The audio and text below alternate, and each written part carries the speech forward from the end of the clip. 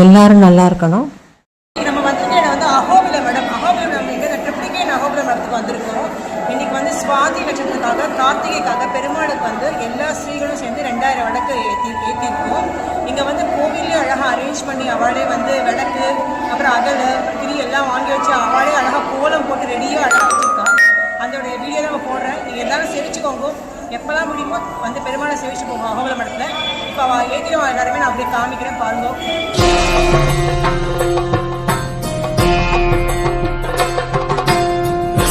कवचं वक्ष्ये प्रह्लादेनोदितं पुरा सर्वरक्षाकरं पुण्यं सर्वोपद्रवनाशनं स्वाहा